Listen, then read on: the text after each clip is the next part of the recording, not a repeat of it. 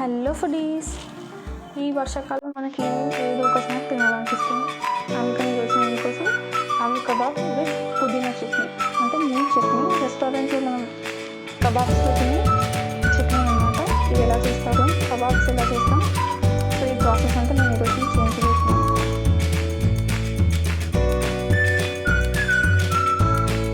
ముందు మనం 2 పెద్ద ఆలుగడ్డలు 4 విజిల్స్ వచ్చేదాకా మనం కుక్కర్లో పెట్టి ఉడికించుకోవాలి.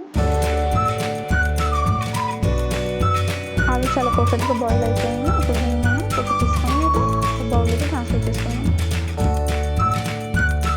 ఈ ఆలుగడ్డలు చాలా సాఫ్ట్గా మ్యాష్ చేసుకున్నాను, ఇలాంటి చిన్న చిన్న గడ్డలు లేకుండా. దీంట్లో నేను 1/4 కప్ ఉల్లిగడ్డ యాడ్ చేశాను, అలాగే 1 స్పూన్ జీలకర్ర.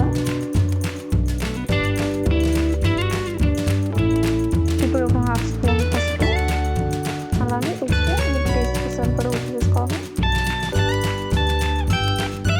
అలాగే ఒక 2 స్పూన్స్ కారపొడి వేసుకోవాలి.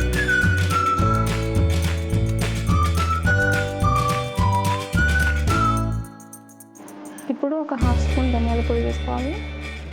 అలాగే 2 స్పూన్స్ బ్రెడ్ క్రమ్స్.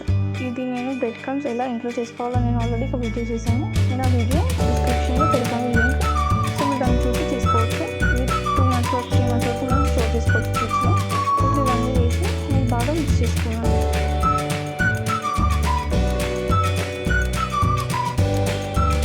ఇలా బాగా మిక్స్ చేసుకోవాలి.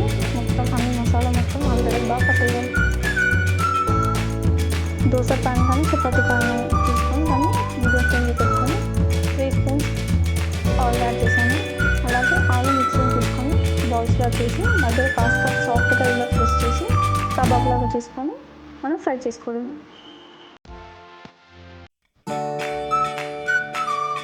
ఇలా ఒక్కోటి యాడ్ చేసుకొని మనం 2 sides ఒక 3 to 4 minutes మీడియం ఫ్లేమ్లో ఫ్రై చేసుకోవాలి. చాలా త్వరగా ఉడికిపోతుంది, ఎందుకంటే ఆల్రెడీ ఆలు మనం బాయిల్ చేసాం కాబట్టి.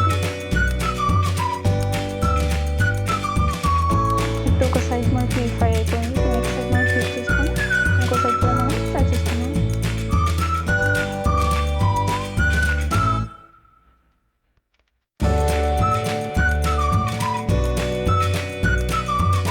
ఆలు కబాబ్ 2 sides చాలా బాగా ఫ్రై అయిపోయింది, క్రిస్పీగా, అంటే సాఫ్ట్గా. దీన్ని ఇప్పుడు మనం ప్లేట్లో ట్రాన్స్ఫర్ చేసుకొని పుదీనా చట్నీ ఎలా తయారు చేసుకున్నామో చూద్దాం.